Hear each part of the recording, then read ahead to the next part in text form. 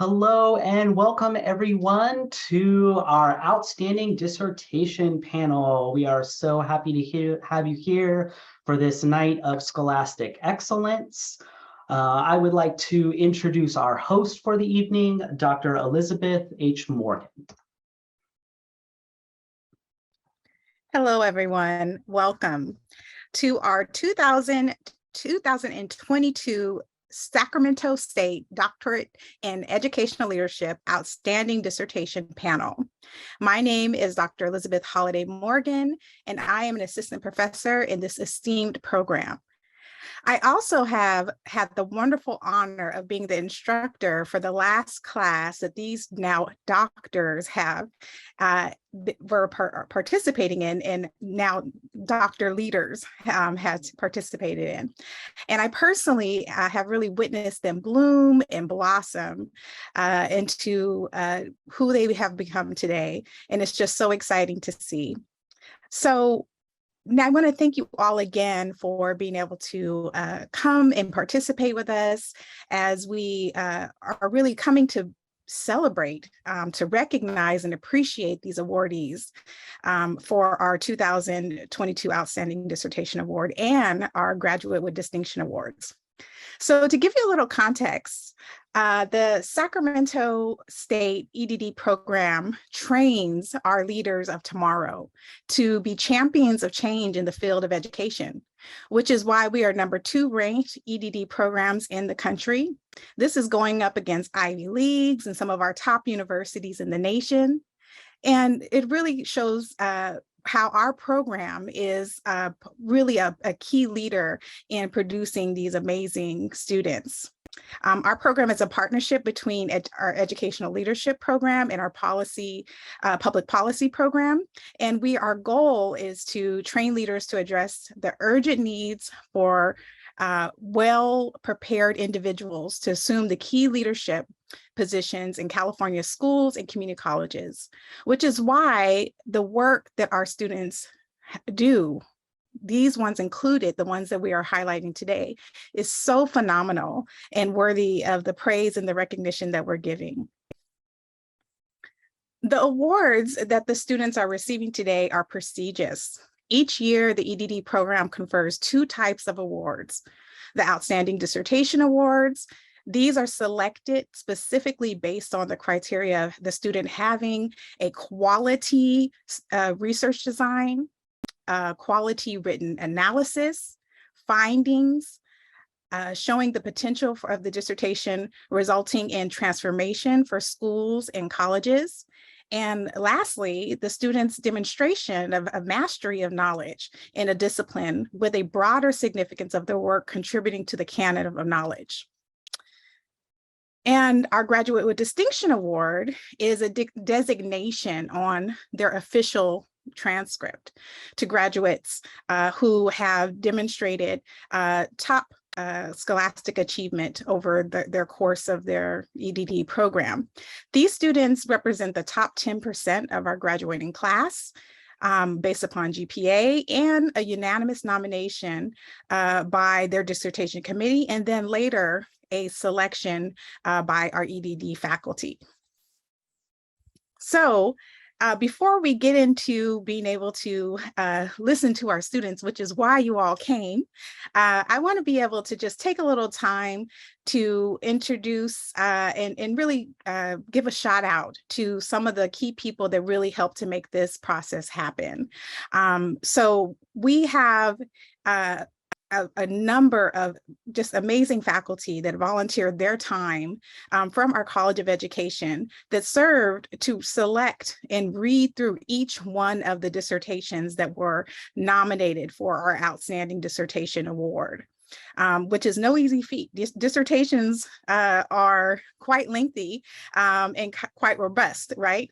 And so these faculty throughout our College of Education took their time, used their expertise to be able to help us make the selection for our 2 ultimate awardees. And they include Dr. Shiva Sabati, who is an assistant professor in our EDD program, Dr. Jenny Cowan, who's a full professor in our Ed Leadership and Policy Studies Master's program, Dr. Leslie Baines, Assistant Professor in our Teacher Credentials EDD Leadership and Policy Program, Dr. Alejandro Caron, Assistant Professor in our Education Leadership and Policy Master's Program, and Dr. Ebony Williams, Assistant Professor in our Counselor Education Program.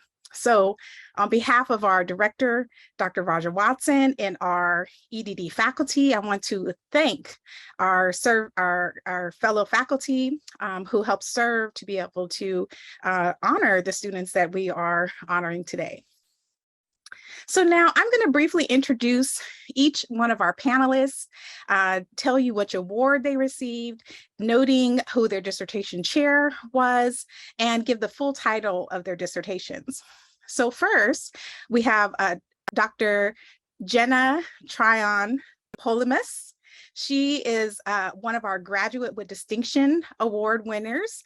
Her chair was Dr. Lisa Romero. And her dissertation title is Respect, a School-Wide Support Towards a Positive School Climate. Our next awardee is Dr. Beth Hendrick. She also is a Graduate with Distinction Award winner. Her chair was Dr. Robert Wassmer, and her dissertation title is A Seat at the Table, How Districts Engage Stakeholders During Lcap Development and Decision-Making. And now for our Outstanding Dissertation Award winners, we have Dr. Amber Bradley, who received our Outstanding Dissertation Award for K through 12. Her chair was Dr. Dale Allender. And her title of her dissertation is Liberation Through Abolition, an analysis of the reallocation of police funds in 3 California public school districts. And last but not least is Dr. Jasmine Campos, who is our Outstanding Dissertation Award winner for Higher Ed, and her chair was Dr. Lisa Romero. And the title of her dissertation is Stress Experiences in Diverse College Students, Testing the Stress Process Model. So with that, I am now going to turn it over to our students. So first up will be Dr. Jenna Tryon-Polimus. Thank you, Dr. Morgan, and thank you for everyone who's here today and who's watching this moving forward. I'm excited to go ahead and get started. Let me go ahead and share my screen. And we will go ahead and just get that notification out of the way and get started. So, as Dr. Morgan said, my name is Jenna Tryon-Polimus, and I did my study on respect, a school-wide support towards a positive school climate. To begin this presentation, I'll open with identifying the problem and stating the purpose of the present study. Despite respect's frequent presence in preventative school discipline policies, too few studies substantiate the relationship that respect plays between discipline policies and students' overall notions of school climate. To address this problem, the study is going to look specifically at how respect interacts with school climate. But first, we need to know, what is school climate? So the definition that was used in the present study comes from Cohen et al. In 2009, and a portion of the definition is highlighted on the right-hand side. Think of it as the quality or character of the school, how people experience school, kind of the aura of a school. And it's measured in a lot of different ways in literature. So the graph on the left shows the many different ways in which school climate is measured, which goes from safety to community, with many, many different interpretations. The 4 check marks and highlighted in green are the 4 measurements I used for school climate in my study, which have been previously validated in prior studies. School climate is important and worthwhile to study. There are a ton of benefits listed just partially below, not only in achievement, but bullying, self-esteem, well-being, decreased risky behavior, as well as unfortunate inequities, both at the school site level, classroom level, and based on student characteristics. Based off of some of this information, it's worthwhile to study school climate and investigate how to improve or make school climate better at your school site. So lots of research has also been done on what works to improve school climate. And so school climate is improved in a lot of different ways. Specifically, the research shows three major things. One, PBIS, or school-wide positive behavior interventions and supports work, social emotional learning programs work, and improved student-teacher relationships work. When looking through the literature on all of these things, they have one thing in common, highlighted in yellow in the center of the circle: respect. And so based off of seeing that all of these things really find respect to be important, I wanted to deep dive a little bit more on what is respect and how does it potentially interact with school climate and these behavior interventions and support. So the definition that I used for respect is similar to the golden rule of treat others how you would like to be treated. This dates back to Confucius and many other things, but it's most commonly studied in philosophy through Kant, Immanuel Kant, and also studied in organizational studies pretty frequently in how group dynamics work and leadership. But when looking specifically at education, we see respect in qualitative studies and mixed method studies. It often focuses on the student perspective on what is respect and kind of trying to define it. But there are a few quantitative studies, which is the type of study, as you'll see in a moment, that I conducted. The quantitative education studies focus on respect as a component of support, not so much respect on its own, except for this one study at the bottom. La Rousseau in 2008 saw that respect did have a decreased effect on risky behavior. So based off of all this previous literature, I came up with the following research question. And for time, I'm not going to go ahead and read through all four, or three, but 4 or 5, depending on the sub-bullet points. So number one does focus first on measuring respect, making sure that there is a quantitative measure. The second one then looks at the relationship between those school discipline policies that I mentioned, social emotional learning, positive behavior interventions and supports, that relationship to respect. And then the third one really focuses on the relationship or potential relationship between respect and school climate. The last one, as you'll see, then says, okay, does this differ by different student characteristics, as we saw school climate in general does? So how I went on to actually evaluate and do the study, as mentioned, I did a quantitative study. And so I used the 2018-2019 California Healthy Kids Survey, which is administered to many students across the entire nation, or in the entire nation, but primarily in California. And I specifically used the core module and the school climate module. There are additional modules that items were not utilized. When I went ahead and I limited my sample down to only 9th grade students from this school year, my sample ended up being 53,931 students. And so that's where all of this data is coming from, in which I use structural equation modeling, in which I used M+ as my technique or my software. The technique that I use is a 2-step approach, in which I use confirmatory factor analysis to go ahead and measure first each of these 3 variables: respect, school discipline policy, and school climate. Once I had a measurement for those, then I went ahead and step 2, looked at the relationships between them. And so let's go ahead and look at what I first initially thought, or as my hypothesis, conceptual model. So if we're looking at all of the things up here, the first thing to really look at is up at the top, we see research question 1 that says student perception of respect. I assumed or predicted that it would be measured by 5 items. Research question 1A correlated the 2 items to see how similar they were. Research question 2, as I mentioned, really looked at the relationship from discipline to respect. And then research question 3 really saw, does respect act as a mediator? What is its relationship with school climate? So after doing all of the quantitative methodologies and doing the confirmatory factor analyses and running the structural model, here is my final model from M+. Down at the bottom are the model fit statistics, which tell you how good of a fit this is. And if you'll notice, there's only one major difference from the model on the previous slide to this model. And it might be very easily missed if you don't stare at this all the time like I did for the last year. And that's that respect up at the top only has 3 boxes instead of 5. So instead of using 5 different survey items to measure respect, 3 survey items worked better. Beyond that, the hypothesis or the conceptual model was accepted based off of the variety of different fit statistics below. The numbers highlighted in yellow here really show the importance of the study. It really tells you what the heck does all of this mean.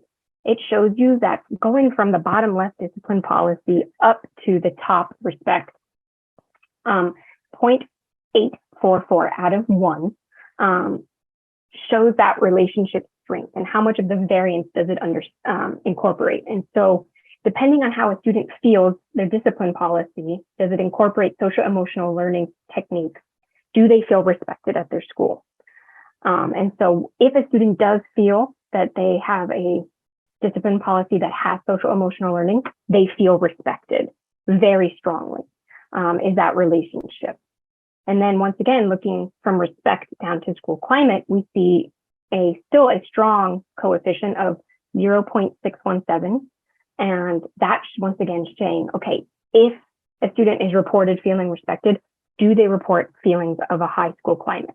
And that shows once again that yes, respect leads to students having a good feeling of school climate. And the bottom once again shows that there is a direct relationship as well from a discipline policy to the school climate, but it's much less, which is surprising, that respect actually contributes to so much in an indirect way of this relationship. To finish up the analysis of this study, the last research question, as I mentioned at the beginning, really focused on student differences in characteristics. And so I looked at a couple different student characteristics, student race, student ethnicity, socioeconomic status, and student sex or gender. So when I ran these things, I compared white students to African-American students and students that identified as belonging to 2 or more races. And there was a significant difference in whether students felt respected at their school based off of their race, highlighted in green. Based off of ethnicity, whether or not the student was Hispanic was not a significant difference in whether they felt respected at their school. Same with socioeconomic status, but there was a significant difference in sex and gender. So because race was different and sex and gender had differences, I went a little bit deeper in those two. So the last 2 slides on the results will go into each one of these. First, looking at race. So when comparing white students to African-American students, not only do they feel respected differently, but how that influences their understanding or reports of school climate is also different. So for meaningful participation and safety in particular, while students that identified as belonging to 2 or more races compared to white students had a significantly lower feeling of meaningful participation in caring relationships at their school.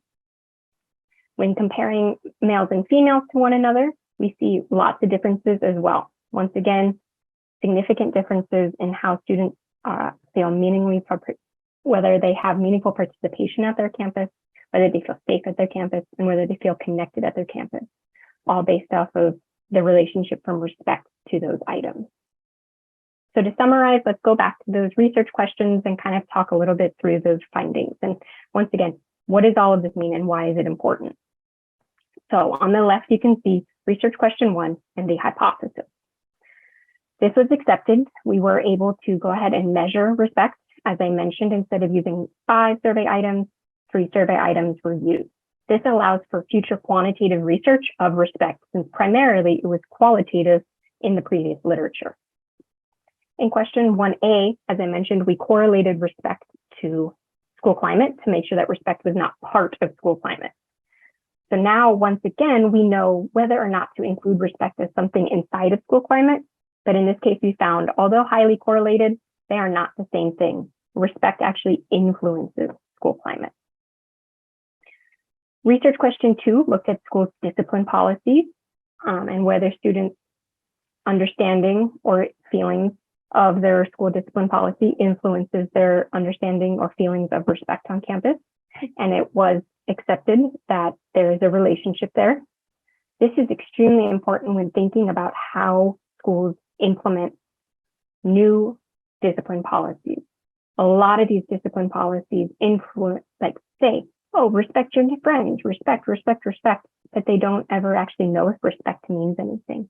And these last two research questions, 2 and 3, show that respect is important. Students should feel respected on their campus. It should be emphasized and taught, and it will have an important effect on your school climate. And so once again, this is accepted as a hypothesis as well. The last component of research 3, which I just went into a deep dive of, looked at the different student characteristics, and this is partially accepted because once again, remember that sex and race did have significant differences between groups, but there was no significant difference between socioeconomic status and ethnicity. So to wrap up, just looking at implications for 2 select groups, when thinking of how policymakers may use the information from this data, it's really important to think about budgeting and local accountability plans, which I know Beth is going to talk about in a little bit. Include respect in these. You can now measure respect, whether students feel respected, and now you can include that in your plans for future. You can measure whether students felt respected, and then we implement PBIS, and 3 years later, respect rose. 3 years later, school climate rose. And you'll actually be able to use this in plans moving forward. Additionally, for educational leaders on the grounds of sites, it's important to actually include respect. So a lot of times we see schools use little acronyms like STAR or PRIDE, and each letter represents something, the R being respect. Use those, encourage that, teach it, it matters, is what these results kind of find, or preliminary findings show. And then also for professional development, make sure that educational leaders emphasize what respect looks like to students, how respect can be built on campuses, and making sure that once again, knowing different students feel respect differently on their campus or feel respected or lack of respect on campus, there should be targeted interventions and targeted professional development for those student populations. The last slide I have are to show any limitations and future research. Limitations in green on the left, future research in yellow on the right. And so take a minute to go ahead and look over that, but I know that I'm coming up right on my 15 minutes. So I'll go ahead and pause there, and thank you.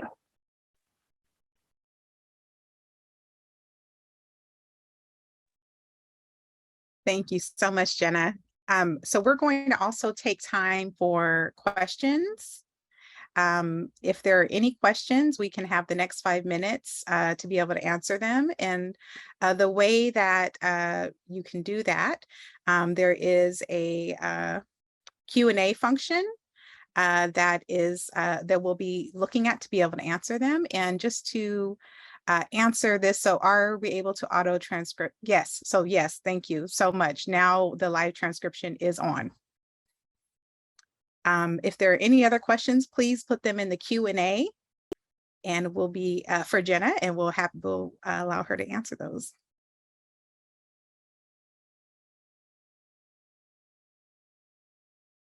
Okay, well, I'm going to go ahead and let Dr. Beth go ahead and start getting prepared. And we do have one question. From Dr. Romero to Jenna. Jenna, are you planning to publish your research?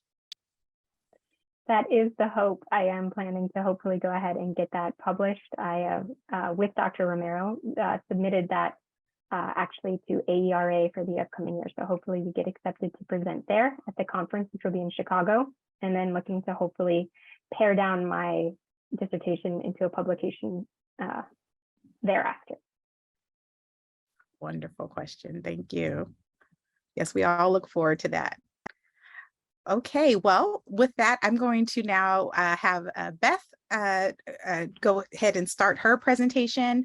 And if there are any other questions that come up, please feel free to type them in the chat, and we will try to get to them after all the presentations. Thank you.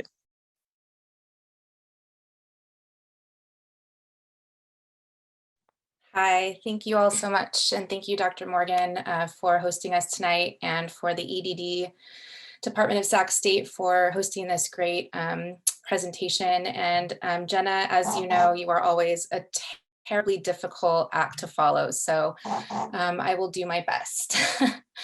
Well, hello, my name is Dr. Beth Hendrick, and my dissertation was titled A Seat at the Table: How Districts Engage Stakeholders During Local Control Area Plan Development and Decision Making. My chair was Dr. Rob Wassmer, who was wonderful and guided me through this process. And I also had a fabulous committee comprised of Drs. Lisa Romero and Sarah McClellan. So before we get started, there's a couple of key terms, a couple of acronyms I'm going to be throwing around a lot that I want to go over. The first is LCFF. LCFF stands for Local Control Funding Formula. I highlighted the local control part because that's what I focused on for my dissertation. We'll get to that in a little bit, but what you need to know about the LCFF is that it is legislation that was enacted during the 2013-2014 school year that fundamentally altered how California finances schools. It replaced a complex and opaque categorical funding model that even scholars who focus on finance policies said was totally unfathomable. Within the local control funding formula, there's a requirement and a mandate that districts, also called LEAs, local education areas, solicit feedback from education stakeholders to guide resource allocation. And so the idea is that we're giving control back to LEAs, giving control back to school leaders and community leaders to best allocate resources in the way that'll provide the most impact for their local communities. But we don't just hand over tax dollars, right, without having some sort of measurement or plan for holding the people spending that money accountable. And so what we use to hold schools accountable for the money that they're spending is what's called the Lcap, which is the Local Control Accountability Plan. So every 3 years, school districts or LEAs put together these plans, and they are required to solicit feedback and engagement from advisory committees comprised of community members and of parents and other education stakeholders. But before we get started, let's talk just a little bit about the dominant narrative when we talk about school finance policy in California.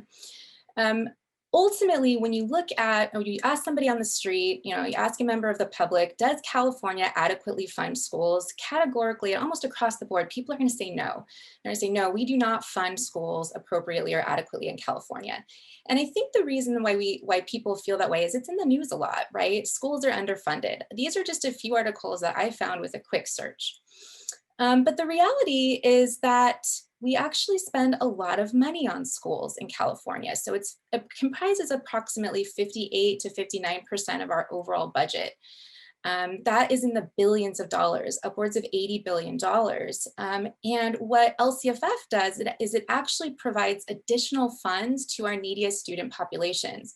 So under Prop 98, there's a base funding for every student per pupil, right? So that's on the far left column here. And every student receives this base level of funding across the board, regardless of need. But we have what we call unduplicated student populations under LCFF. Those unduplicated populations are English learners, low-income students, and foster youth. And so every English learner, low-income student, or foster youth will receive an additional 20% on top of that base funding on top of what they already receive through that Prop 98 funding. And the reason we call them unduplicated students is, like, let's say that we have an English learner who's also low income and a foster youth, they will just receive that 20% one time, so it's unduplicated. However, if your school, like the school where I'm an assistant principal, has 55% or higher unduplicated student population, that student will then receive an additional 55%. So that means that students who are English learners, low income, or foster youth within these high needs schools can receive up to 75% of that base grant on top of their base grant. So we're spending a lot of money on needy populations. We're spending a lot of money on students.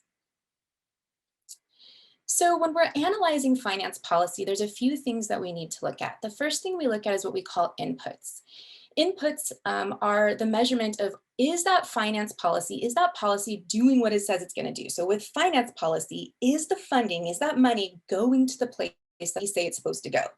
And the answer for LCFF is not really complicated. The answer is yes, it is funding the needy populations that it purports to fund, right? So if you look at this graph here, this blue line right here represents 80% or higher unduplicated pupil population.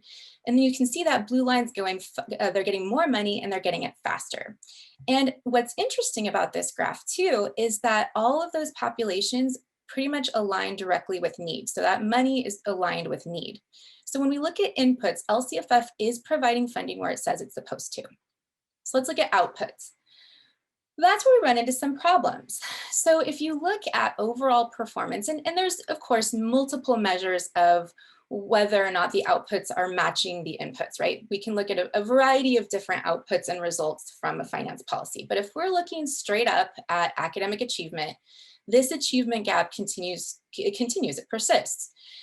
You look at these numbers and they're really not promising, right? So if you look at English learners, less than 9% are meeting or exceeding math standards, less than 12% meeting or exceeding ELA standards, a little bit better for low SES, about not quite 40% meeting or exceeding ELA standards, 20% in math, 30% for foster unhoused and ELA, and 16% for math. So again, these numbers are really not good. So that kind of leads to us having to flip this idea of, if we put more money into schools, the achievement should go up, right? So that is sort of that dominant narrative, this belief that if we put more money in schools, achievement will go up. Well, we're not really necessarily seeing that. So then we have to ask why. Why is that not happening? If the idea that we put more money towards needier students should help them perform better, what's happening? What's the disconnect? And that's where we go and we analyze sort of that third element of finance policy, and that's the processes or the systems through which we're implementing the policy. And this is just this particular quote is such an excellent summary of just a whole lot of research that comes out of California through scholarship, that essentially what we're not doing is we are not targeting resources to high needs students. We're not, the system for targeting those systems, the implementation for allocating those funds is imperfect. And so because of that, the students are not having the results that we're expecting them to see.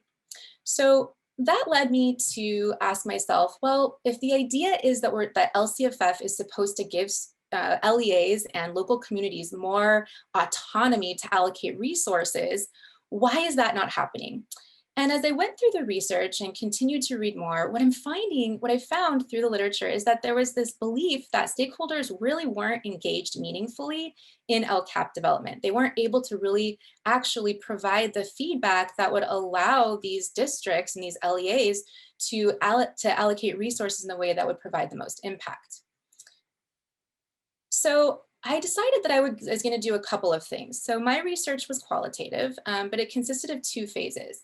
The first phase was a document review. So I reviewed 7 Lcaps, which if anybody in this room has read an Lcap, you will know that this was no small feat. They are gigantic, gigantic documents. And you'll notice as you look at the sample that the demographics for the districts that I selected are pretty similar, and that was intentional. It was an intentional sample. I started with an anchor district that was familiar to me, and then I looked for districts that had similar budgets and similar demographics. The only one that's a little bit of an outlier is down here, number 7. And that's because that district was actually recommended to me by another, it was what we call a snowball sample. And that district was recommended to me by one of my participants as a great example of engagement practices within Lcap development. And so I came up with 4 questions as I wanted to examine the Lcaps, and then also I interviewed Lcap directors and administrators from these districts. And so I had 4 research questions, and for the sake of time, I went ahead and wrote the research question and the finding on the same slide. So the first research question was, how are school districts soliciting stakeholder engagement during Lcap development? And the findings indicate that districts solicit less meaningful engagement from stakeholders during LCAP development. The way that I was able to measure or quantify the meaningfulness of engagement was by taking specific statements from the LCAP documents themselves and from my interviewees. And I aligned those with what we call the IAP2, which is the International Association of Public Participation. And it's a spectrum that talks about specific actions and how they are meaningful. On one end, it's just, the engagement is you're just informing the public. And then on the other end, at the very other end of the spectrum, the participants are engaging in final decision making. And then there's everything sort of in between. But as I looked through the documents and as I interviewed my participants, it really came to light that really we're not engaging stakeholders during LCAP development in any real meaningful way.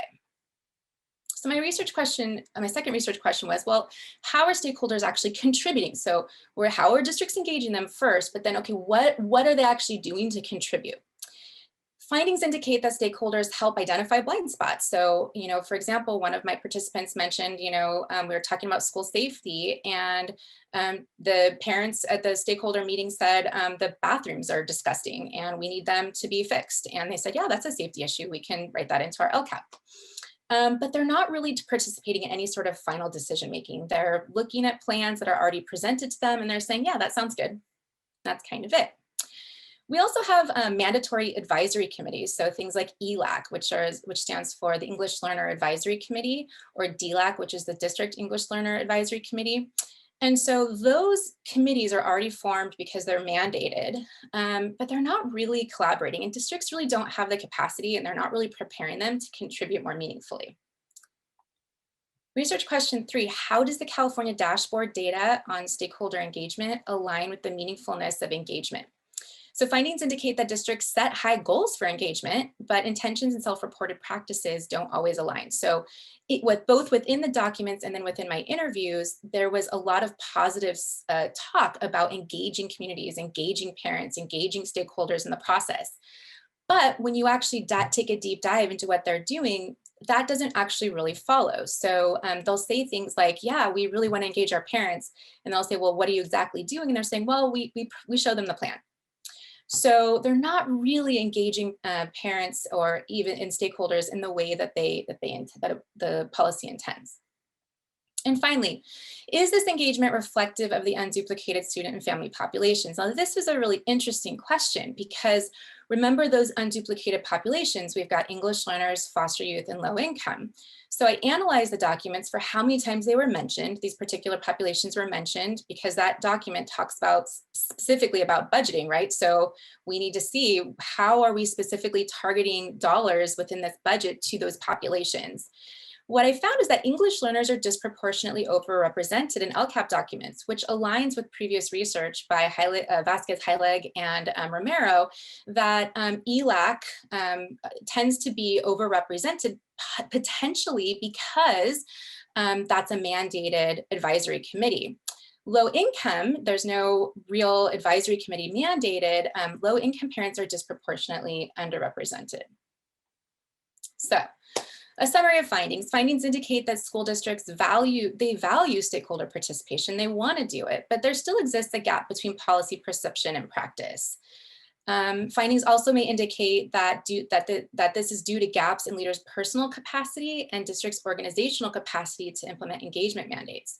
Now, when I say leaders' personal capacity, I don't necessarily mean that they're not good people or they're not good leaders. It's that most of the LCAP leaders that I interviewed wear multiple hats. So they'll be like the LCAP director, and they'll also be the director of equity, or they'll be LCAP director and director of EL.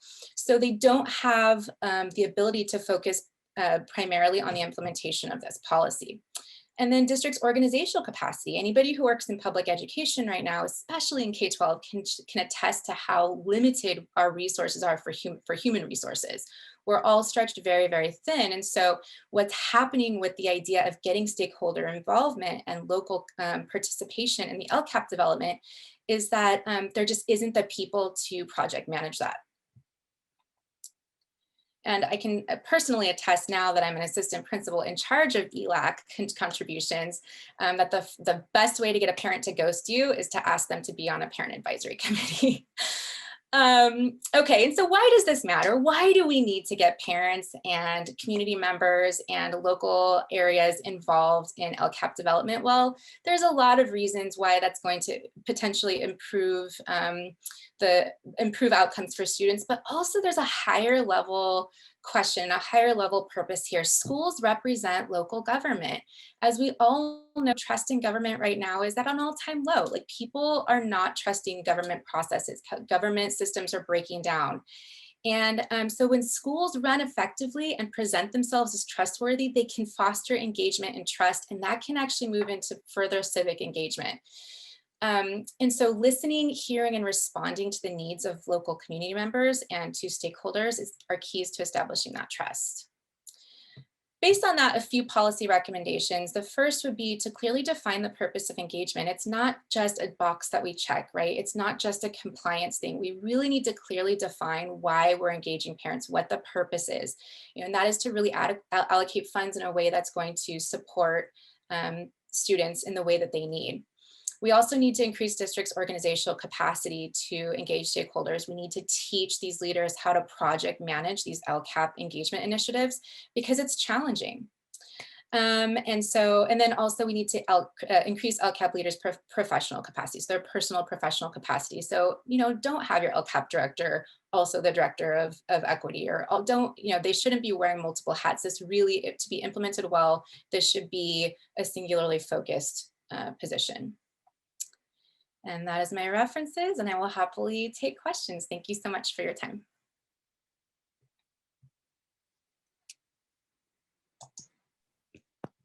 Thank you so much.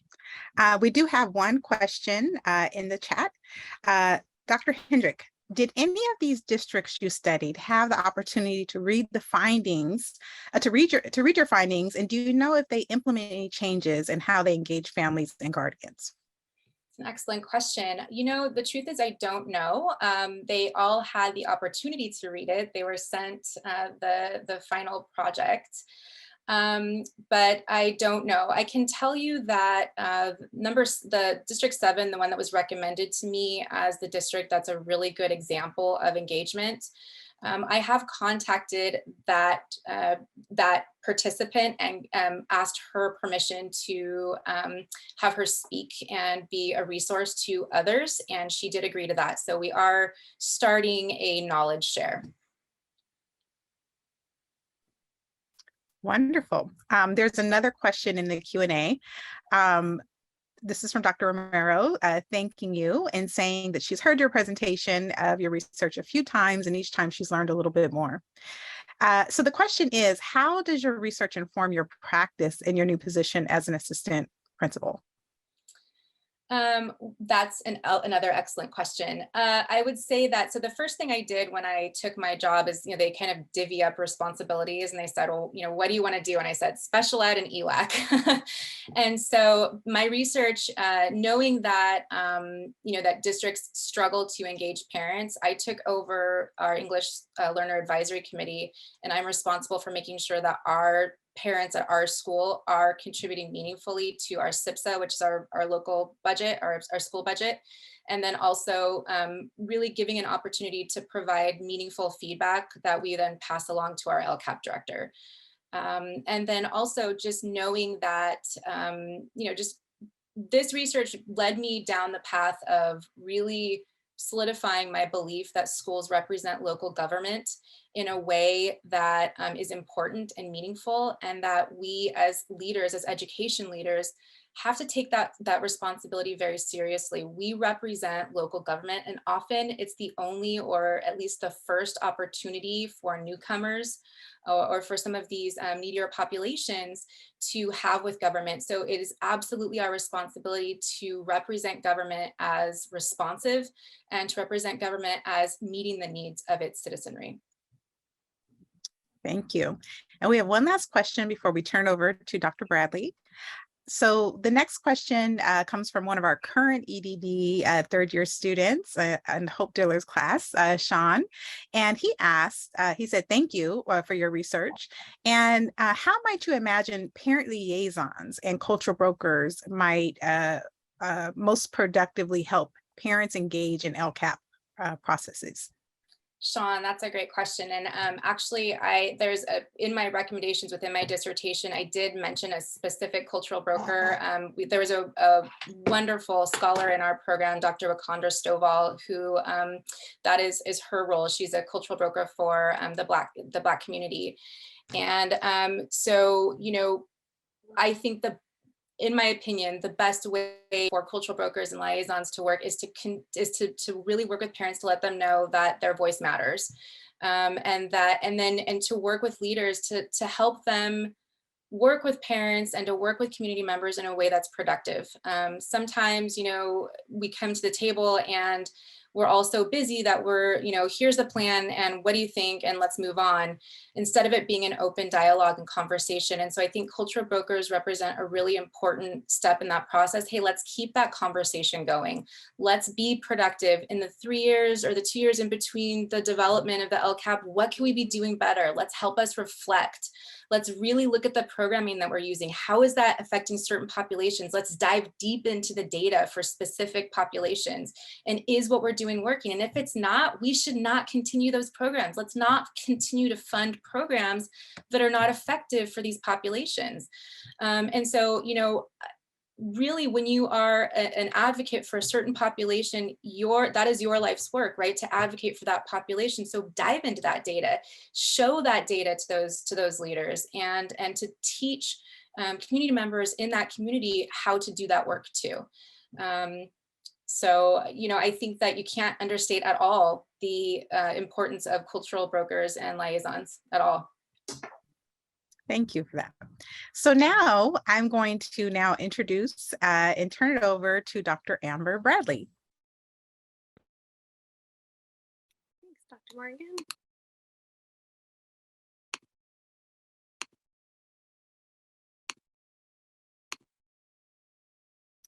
Great. Hello, everyone. Thank you for coming today. Thank you, Dr. Morgan. And I'd like to give a quick shout out to my chair, Dr. Allender.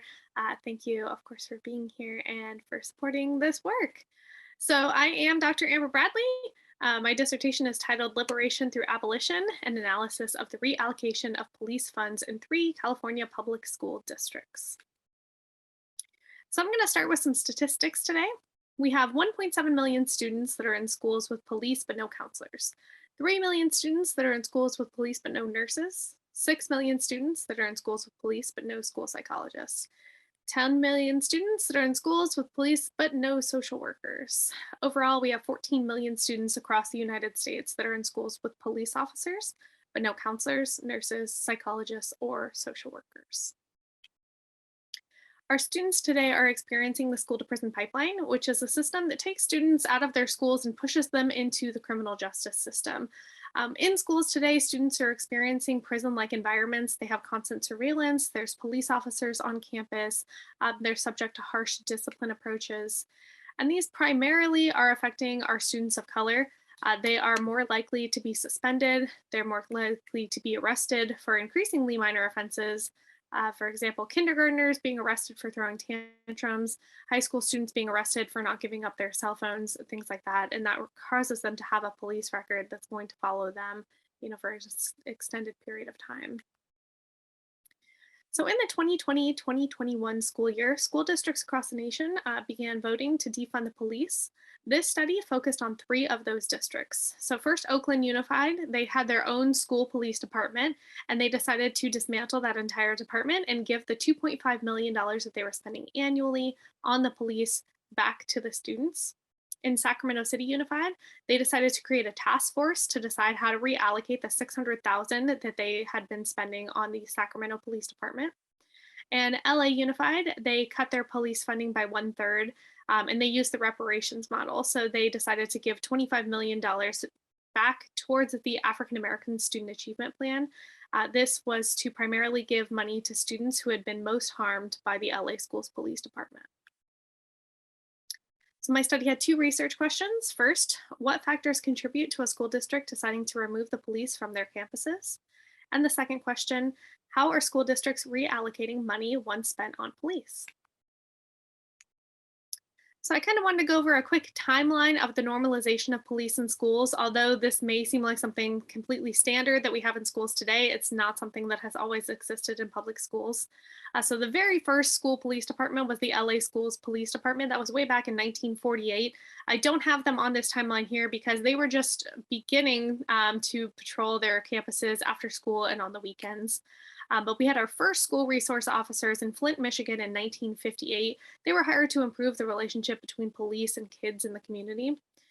Into the 1960s and the 1970s, we see more police on school campuses, but really they're just being used to suppress the social movements of the time. The civil rights movements, the war, the protests against the war in Vietnam, movements like that. But by the end of the 1970s, only 1% of schools across the United States have police officers on campus. Into the 1980s and the 1990s, we have this focus on school safety. President Reagan introduced the idea of zero tolerance, and President Clinton signed the Gun-Free Schools Act of 1994. This really wanted to focus on safety, but still by the end of 1997, only 22% of schools actually had police officers on their school campuses. And then into the 2000s, we have increased funding. We have the Cops in Schools program, which gives $750 million from the Department of Justice to hire school resource officers. And then in the 2010s, we have increased militarization of our police departments. They have increasingly dangerous weapons that are being used by the police. They begin to acquire surplus weapons from the Pentagon to the local police departments. And then here in California today, we have about 400,000 students who attend a school that has a cop but does not have a counselor for the students.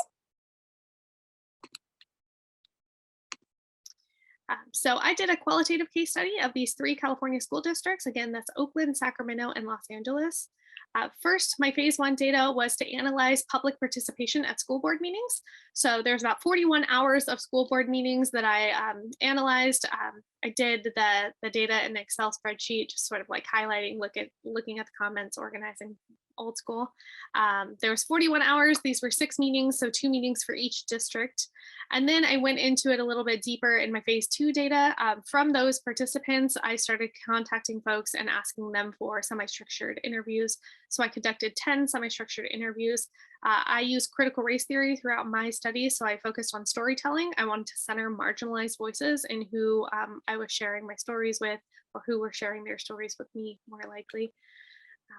So my results that I got from the public participation in the school board meetings: overwhelming support to end police contracts in these districts, 97% in agreement in Oakland to defund the police, 99% in Sacramento, and then 63% in LA. Still majority support in each district. You'll see in LA it's a little bit less, still 63% overwhelming support, but they had a heavy police presence at these school board meetings, sharing their opposition to obviously cutting police funding. So that's why they have a little bit lower percentage than the other 2 districts.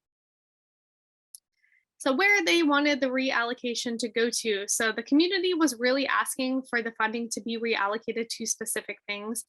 In Oakland here, they were asking for it to go to the George Floyd resolution, which ended up being passed by the Oakland Unified School District. This was a specific plan to reallocate police funds to these sort of community-based supports, so restorative justice programs and license support that they were asking for. License support includes social workers, counselors, nurses, school psychologists, people that can really help the students and be more of a preventative approach rather than punishing kids after an infraction has occurred. In Sacramento, there was kind of a divide. It was broken down into either abolitionist work or continued patrolling. So some folks still wanted to have some sort of patrolling, even if the police weren't going to be on campus. They wanted to have increased funding to campus monitors, whereas other were really focused on the preventative care, so the mental health, giving money towards that. In Sacramento specifically, they were asking for bilingual staff. We have a really diverse lingual community here. So we have a lot of folks who don't speak English as their primary language, and they needed support. So they were asking for that. And then again, the license support, the counselors, the nurses, the social workers. And then lastly, in LA, They were also asking for that license support overwhelmingly. They wanted restorative justice programs in their school instead of having, police officers using the discipline. And then they also wanted money to go towards community schools, so that money to be directly in the schools in their communities to the teachers and the students. So my interviews in Oakland, I had 4 interviews here.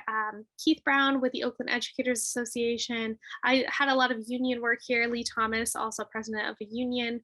Desiree McSwain Mims, she is one of the members of the Black Organizing Project. And then Rosie Torres, she was part of the school board there in Oakland. The community-based organizations were part of the abolitionist movement in Oakland Unified since its origins. The Oakland Schools Police Department started in 1957, so they started way back then, and they've been going strong until today. So this movement was really led by the community in all 3 districts. I do want to highlight the Black Organizing Project as the organization that was really leading the front, and then their ally, school board member Rosie Torres, helping them to lead the movement from within the institution. I do have timelines for each of the 3 districts just to show that this movement was not just a knee-jerk reaction to the racial uprising happening in 2020, but this was a decades-long struggle for abolition in these communities. Unfortunately, I don't have time today to go over all of my timelines, but this kind of just gives you a taste into the stories that were going on in these communities. It wasn't just something that happened, 2020, but it was something that continued on from 1957. Specifically in Oakland, the movement really got going in 2011 to defund the Oakland Schools Police Department, although there had been opposition to them from the beginning. In 2011, Raheem Brown was killed by the Oakland Schools Police Department. He was a former student that attended school in Oakland Unified. And so the Black Organizing Project created their Better Our Schools campaign, and this was their campaign. They set a goal to defund the police by 2020. They promised Raheem Brown's mom that they would do that by 2020 so that this situation wouldn't happen to another child in Oakland. So I do want to give community voice throughout my presentation, even though I don't necessarily have time to go over everyone. Desiree McSwain Sims from the Black Organizing Project, she said, any interaction with the police, regardless of how minor, it always ran the risk of harming our students and resulting in potential fatalities. And then Keith Brown, the president of the Oakland Educators Association, said, as educators, we need to reevaluate our practices and how many of our practices as classroom teachers contribute to the school to prison pipeline. Moving on to Sacramento, these are the community-based organizations that work to end the Sacramento Police Department contract in Sac City Unified. Sac City has a lot of community-based organizations that really rallied together and organized to get this work done. I do want to highlight the Black Parallel School Board and Brown issues. Those 2 were primarily working in the districts and working to defund the police. And then school board member Mai Vang, who was their ally, who was working to defund the police in Sac City. I also had 5 interviews here, so interviews with union members, with community-based organizations, with district leadership in Sac City. And then again, I have provided a timeline for them. And Sacramento community-based organizations like Black Parallel School Boards and Brown Issues really helped to get the ball rolling and to get this process enacted. David Fisher, the president of the Sacramento City Teachers Association, he indicated that there was a problem with the police that were on campus. They did find minor success in cutting their police contract originally from 12 school resource officers down to 3. But those 3 school resource officers were always pretty much located in front of specific schools. And he said the students know how it felt to have a police car in front of certain high schools all the time, but not in front of other high schools. It really sends a message that this is not a safe space. It's what the kids were feeling and acknowledging by having police officers on their campus. So Mai Vang did speak out about the Sac City Police Department as well. Sac City Police Department also were patrolling the schools and had a conflict as well with Stephon Clark. Stephon Clark was killed by the Sacramento Police Department in 2018, the same police department that is patrolling the Sacramento City schools. So Mai Vang said, we stayed consistent, we persisted. The lesson learned was to never give up. Sometimes you're fighting the fight and you may not see a win, but that win is coming and you've got to keep fighting and you will get there. And then my last district was just LA. These are the community-based organizations here in LA that worked to defund the police. So really Dignity in Schools California and the Black Lives Matter organization, and also their ally school board member, Monica Garcia. Again, students, parents, and community members all helped to organize, to rally, to help defund the police in LA Unified. They didn't completely end the police contract, but they did defund by 1/3 of their entire budget. So they've been working on that as well. And they have a reparations model, so that money going back to the students who were harmed by the police in LA Unified. So just wrapping things up here. My dissertation documented the early stages of a contemporary abolitionist movement to defund the police in schools as part of the larger abolitionist project to defund the police, from scholarship to activism and to policy implementation.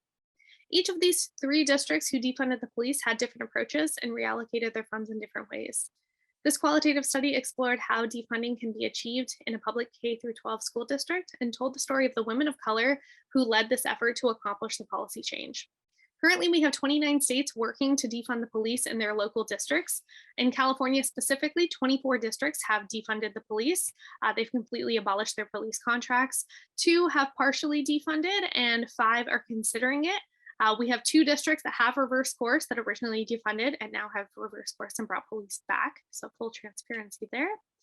And then some next steps. I'm glad that Dr. Hendrick just told you about the Lcap process so that you're all a little familiar with it. And she really explained the ways that we can improve the process. So that's also one of my suggestions. I think we need to be intentional about the Lcap and LCFF meetings that we're holding. We need to be asking ourselves who is participating in these meetings, when are they being held? If they're being held during the day, are we offering childcare? Do we have flexible hours? Is an inclusive environment that's really reflective of the community as a whole? We need to critically analyze our budgets. Our budgets are an indicator of priorities. Is the funding that we're spending on police in districts across the nation, is that funding actually providing measurable improvements in our school district? Can we really determine that? And then as leaders, we need to be in touch with these community-based organizations and really listen to the constituents that we're serving. We need to ask folks what they need in order to feel safe. Because us as leaders, we must be self-aware and we must have the knowledge to really understand that our knowledge is limited. Members of the community can impart wisdom upon us that otherwise would be absent from the conversation. This study has shown how community-based organizations can be effective in helping school districts see their deficits and help them reimagine plans to improve.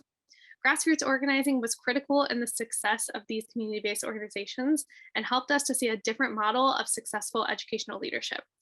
Educational leaders don't need to be elected figures. They don't need to be, all of us who, have got our doctorate and our educational leaders. They really can come from the community. They can come from anywhere. Folks in the community can bring new ideas of how we can restructure these long-held institutions and how we can reimagine them to maybe be better and serve our communities in a more practical way and really be more inclusive and welcoming to all of our students. And with that, I'd like to open it up for questions. Wonderful.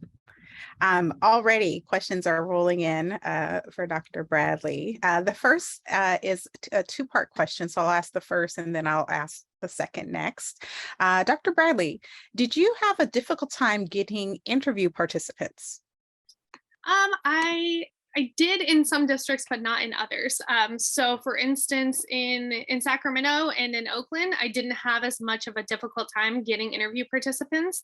I think people here really wanted to share their story. Specifically in Oakland, the Black Organizing Project, they are currently working on creating, kind of like I don't want to say a plan, but kind of like a plan, like this is what we did. This is our story. This is how we accomplished it. And this is how other districts could do that.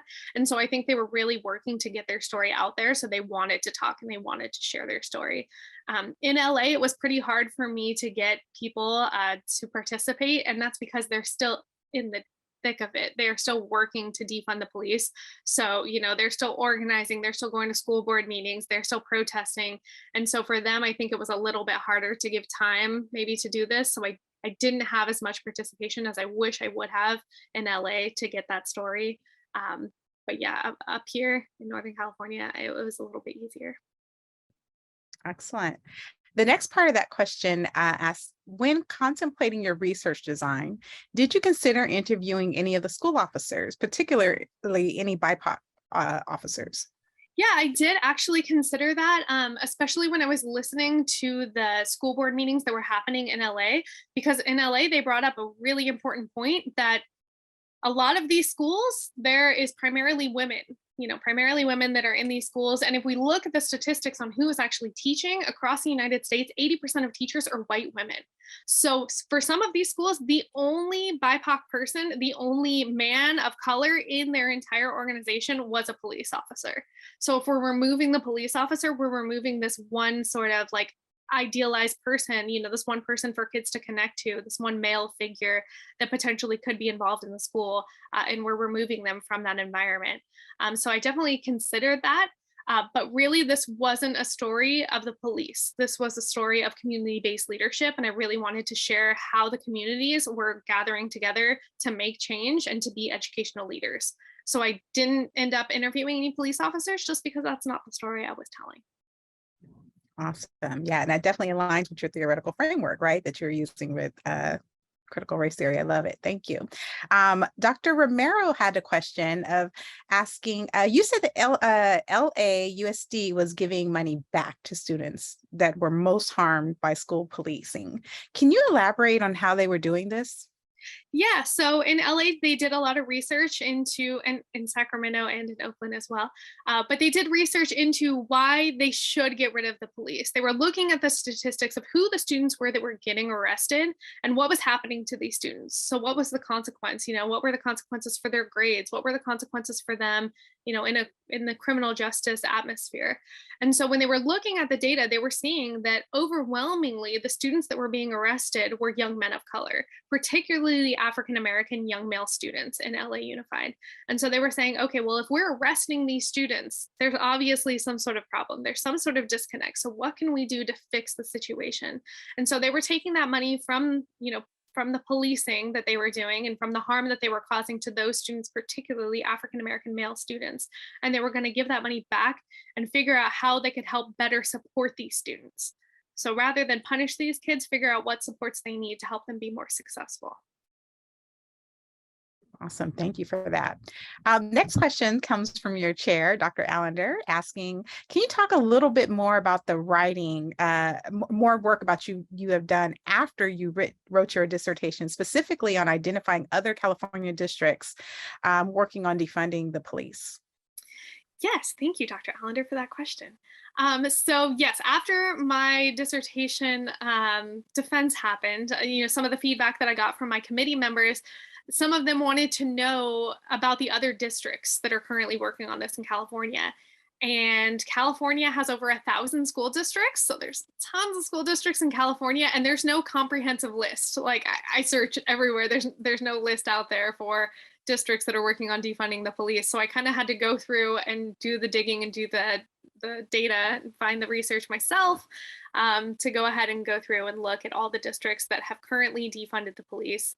And so I was able to find out the districts that did that. And let's see, I think I had the numbers there. Sorry, let me pull that back up. Yes, so we have 24 districts that have abolished the police contracts that they previously had, 2 like LA that had somewhat defunded the police, and then 5 that are currently discussing it, debating it. It's been brought up at school board meetings, it's been on agendas, and then 2 districts that have reversed course. So I did have to pull that data afterwards because that's what my committee wanted. So you got to do what they tell you to do. Awesome. And I'm sure you're going to be putting that to good use, correct? Yeah, definitely. And then the last question will come from our future Dr. Sean DeVera in our current future graduating cohorts. And the question is, thank you so much for your work, Dr. Bradley. What do you think accounted for LA Unified's lower percentage relative to Northern California districts on supporting reallocation of school police funds? Yes, thank you for that question, Sean. So I think that is directly,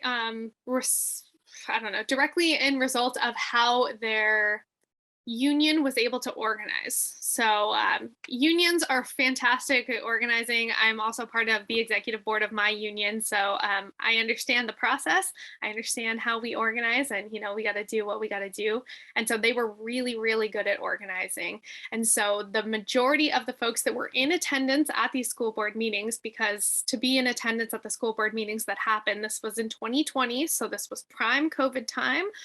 They were able to have these meetings in person, but of course everyone had to be 6 feet out, so they had very limited seating inside.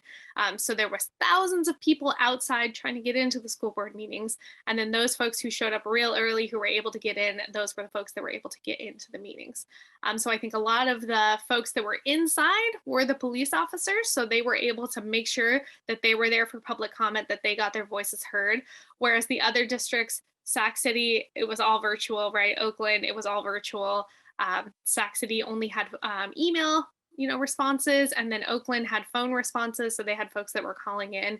So I think there was a difference in who was able to participate in these meetings, and then just the overall organization of the union of the police officers of the LA Schools Police Department. Sac City didn't necessarily have that response from the police, and either did Oakland. I think, in Sac City, they aren't a school police department. They're part of the Sacramento Police Department. So it's not like if they cut the 3 police officers that were working in Sac City, those police officers still couldn't patrol in Sacramento. In Oakland, they were completely dismantling the Oakland Schools Police Department. And I think, the writing was kind of on the wall for this, because it had been a movement that had been in place for about 10 years at that point, and really going back to the origins. So I think there was just a difference in the police officers in the districts. Thank you so much. So so we have just heard from our outstanding dissertation K-12 award winner, Amber. And now we're going to hear from our outstanding dissertation award higher ed winner, Dr. Jasmine Campos. So Jasmine, you have the floor.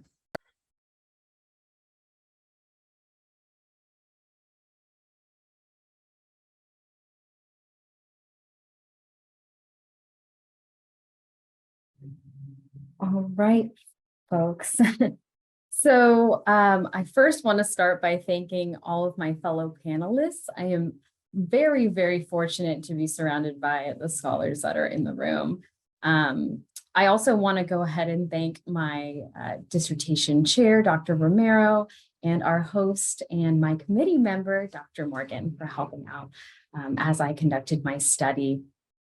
So as my title suggests, my dissertation is focused on testing the stress process model, which is a sociological theory used to explain why people from underserved communities experience stress-related outcomes at a higher rate when compared to their counterparts. So moving forward to the next slide, which gives you a brief overview of the model I'm testing. Perlin, the theorist that proposed the stress process model, had a couple of different distinct points. And the first is that there are 2 different types of stressors. Life events, which are sudden, severe events that require some sort of a behavioral adjustment. An example would be losing your job or getting into a car accident. There's also this idea of a chronic stressor, which are recurring stressors that persist usually beyond 1 month. This can include academic difficulties or financial difficulties, things like that. Perlin also stated that there are social and economic group membership that affects the types of stressors that we're exposed to, as well as our access to psychological and social resources. These different types of group membership can include race, gender, socioeconomic status, and that sort of a thing. And then lastly, he also states that psychological and social resources can help mitigate stress-related outcomes. So I have those sort of listed on here. So in that vein, I really sought to test the applicability of the stress process model in college students, especially because this model hasn't been tested before in the higher education context.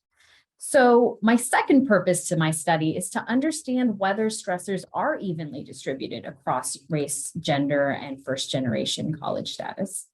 And then my last purpose was to document the stress experiences of traditional age college students. As context, college students are experiencing much more stress and much more mental health difficulties when compared to the past. And COVID has only compounded that effect. So to answer these different questions, I opted to do a mixed methods approach.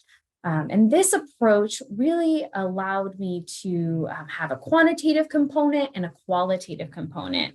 And I opted to go this route because there were different strengths for both of these methods, which really complemented my aims and my purpose.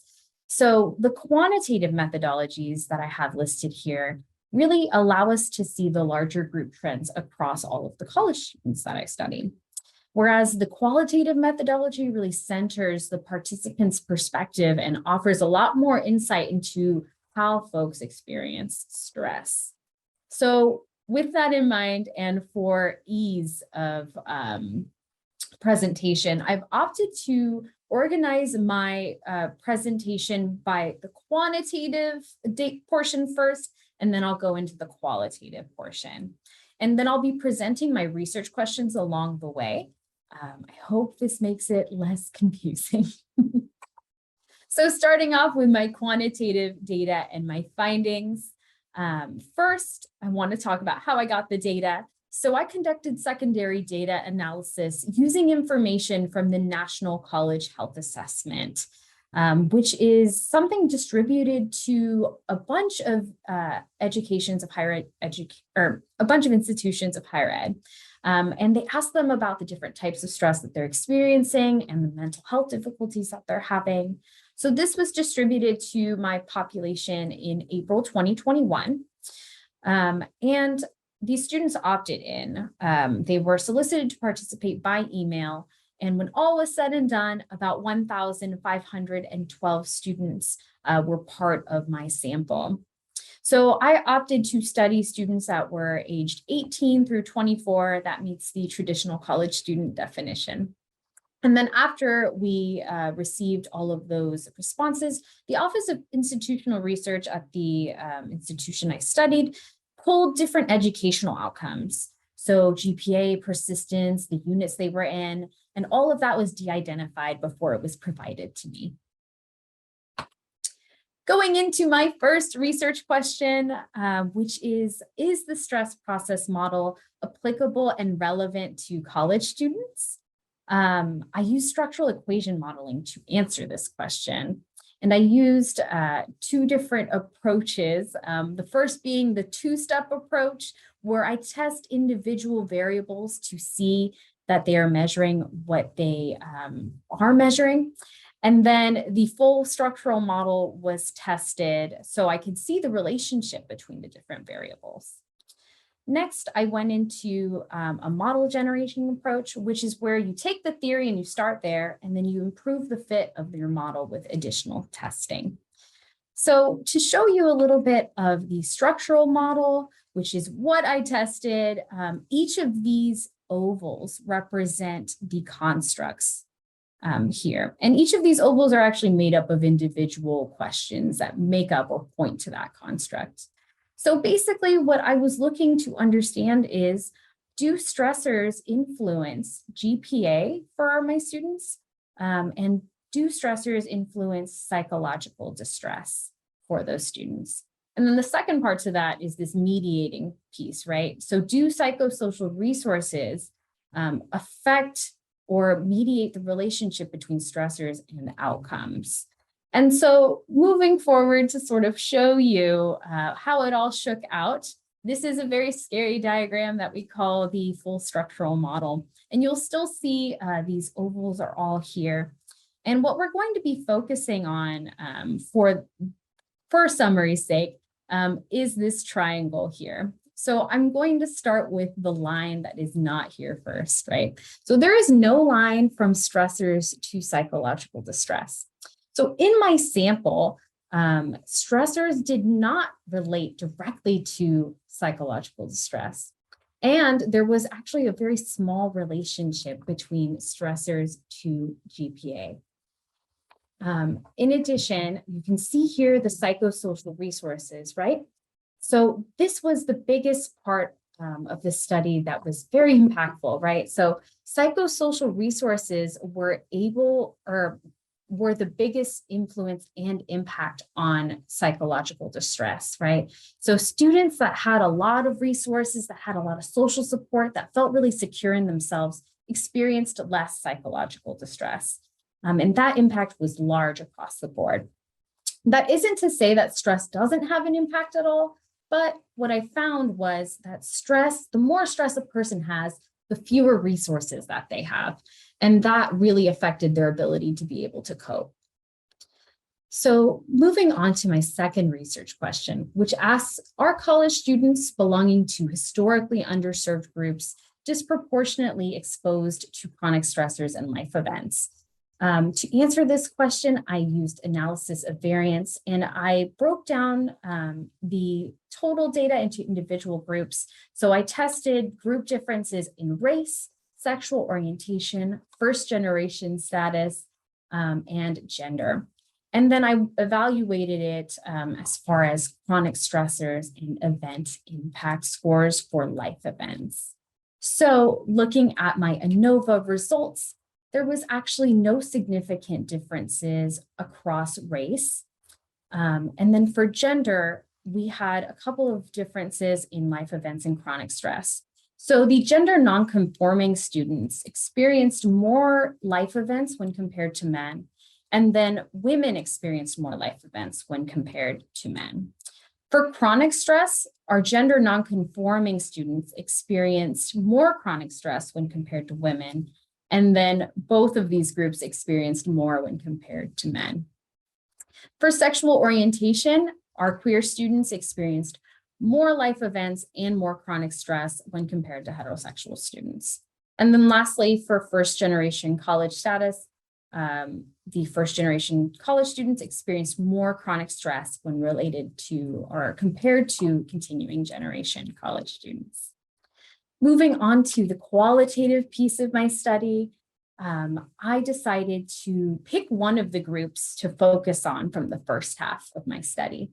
So for my data collection and analysis, I worked with and interviewed 8 first-generation college students aged 18 to 24. And their interviews focused on life stress, this idea of stress proliferation, which is how stress can generate more stress. And then I asked them about the resources that they used. And to analyze my data, I created a code book that had detailed the relationships in the stress process model. And I looked at that, and then I looked at the responses from my participants, and I was able to map them onto each other to get my results. My third research question asks, how do first-generation college students experience stress, and how do those experiences compare to those detailed in the stress process model? Well, going into it, Perlin talks about life events and chronic stressors, and they were very present in my participants. So the students that I interviewed experienced a number of different life events. They weren't necessarily related to their first generation college status. It was things like an unexpected pregnancy, the health of a loved one, being affected, or even just a relationship ending, a romantic relationship ending. So all of these life events really created a lot of uncertainty and disruptions for the day-to-day lives of my students.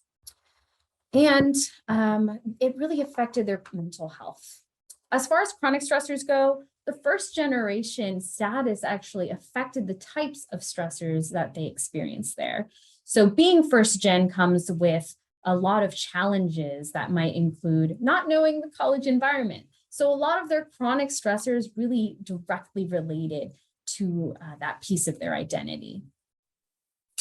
I also looked at the dynamic nature of stress. So this idea that I kind of mentioned before of stress proliferation, where one type of stressor, like life events, can create chronic stress, and that relationship can actually work both ways. My students really talked about how they had something that started off as a discrete type of stressor, right? It happened once, but then it became this ongoing stressor over time. For instance, one of my students experienced that their father might be getting deported from the country. And what started off as something really impactful turned into something that really persisted over time.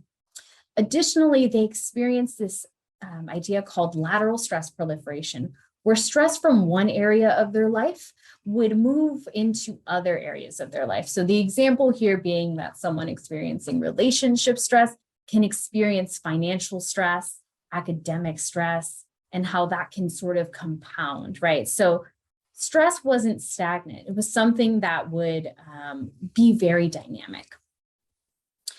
And moving on to my final research question, which is what types of psychosocial resources are first-generation college students using to cope with these stressors? And they actually affirmed a lot of the different resources that Perlin details in his original model. So he talks about this idea of coping, which the students detailed very, very similarly to what Perlin wrote. They used different types of coping strategies that related to solving their problems, using their emotions or regulating those emotions, and then ascribing meaning to their stressful events. So really digging into what that means for their life. He also discussed this idea of mastery, and the students overall said that controllable stressors are a lot different when compared to uncontrollable stressors.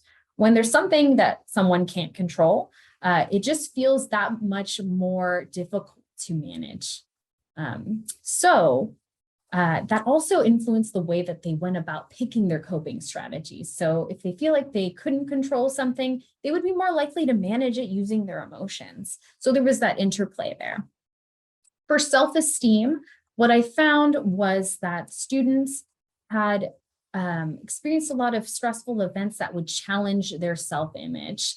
And that having really strong self-esteem can act as an insulator against those harmful psychological outcomes, right? So maybe it's not going to hurt them as much if they feel really secure in themselves.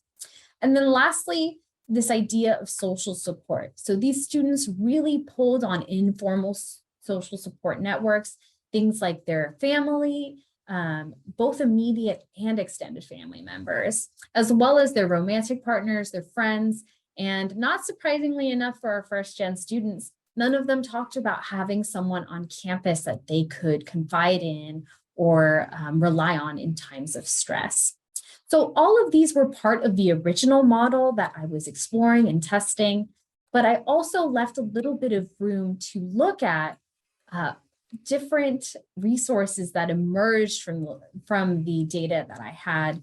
And I brought those to light, right? So one of those was resilience. So students that I interviewed really talked about their adversity creating this resilience, which is a positive outcome of stress. So they would say things like, oh, I experienced all of this stress, but at the end of the day, I'm so much better of a person. I feel stronger. I feel more prepared to deal with stress.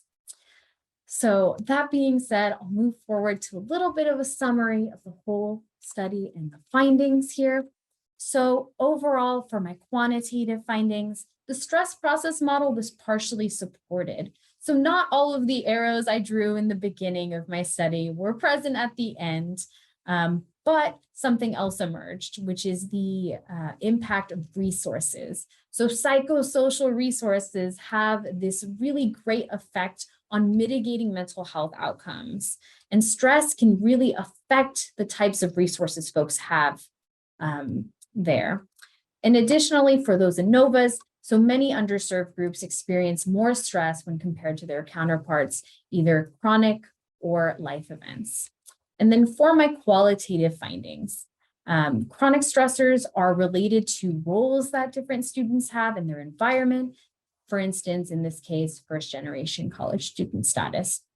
The other finding is that stressors aren't stagnant, they compound and they expand over time. Students have a load of stress that they carry during their time in college. And then my third finding was the importance of resilience, right? So resilience being an area that I think that future researchers should explore. Moving into some of these recommendations, I have them split by leadership, policy, and practice. For leadership, I recommended that they cultivate networks across institutions to address mental health, because often it's seen as an afterthought or as a given that students have stress, they have mental health difficulties. But as we come out of this pandemic, it becomes more and more important to really prioritize mental health outcomes. The other recommendation would be to fund college centers, psychoeducational programming, and stress management interventions, which really help students build the resources that my study showed were important. As far as policy, I suggested creating professional development that highlights trends in student mental health, and to have clear communication about mental health policies and the referral systems that are in place. As far as practice, I reiterate again, stress management programs are the best way to build those psychosocial resources. Creating student support networks on campus where first-generation college students and students from other identities can gather and find other students to relate to is really crucial to their success. So with that, I'd like to conclude my screen sharing and ask if anyone has any questions. Thank you so much for your presentation. And just, I think, a shout out in the chat, just giving you the kudos for conducting a mixed methods study in such a short amount of time and doing such a wonderful job. As your chair said, it's like doing 2 dissertations.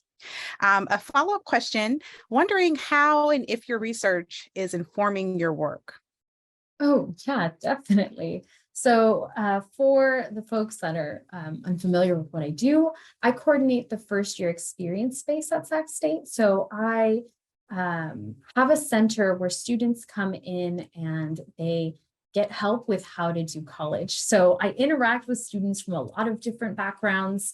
And we're starting to near that time of the semester where it's sinking in that they are in college and they are starting to get stressed out. So I've been able to really use my study to inform the different practices that we have in the referral systems. And what I found is it's a lot easier for me to go through and identify which places I can connect students to and how to communicate information to them about the resources that already exist on our campuses to help them manage their stress and to help them build a community. Wonderful. Well, I don't see any other questions, so I think that might mean that our audience is getting a little tired. So we're going to go ahead and close out, and I want to thank all of our panelists for the fabulous work. And as you can see from these short presentations, that the scholarship that our EDD students are doing will surely advance the field of education. Their work has implications in both policy and in practice, but most importantly, their work will definitely impact the quality of the educational experience for countless students and families.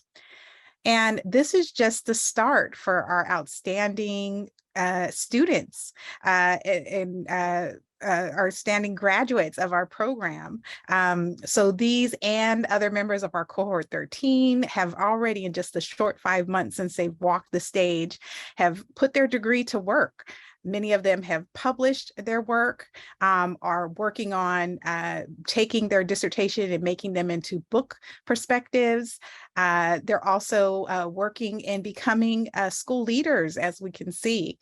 So this scholarship is fantastic, and we applaud them, and we are just so excited to celebrate them. And really the best is yet to come. So kudos, scholars. So before we close out our evening together, I want to let you know that you can find the many resources, such as the details of the dissertations that were highlighted here today, and as well as the recording of this presentation along with our past outstanding dissertation panels on our EDD website. So please use that as a resource. I want to thank you for everyone for the gift of your time and your attention. And we look forward to seeing you next year as we gather together to celebrate our next cohort's achievements of our awardees. So I hope you have a wonderful day, week, and year, and I'll see you soon. Bye now.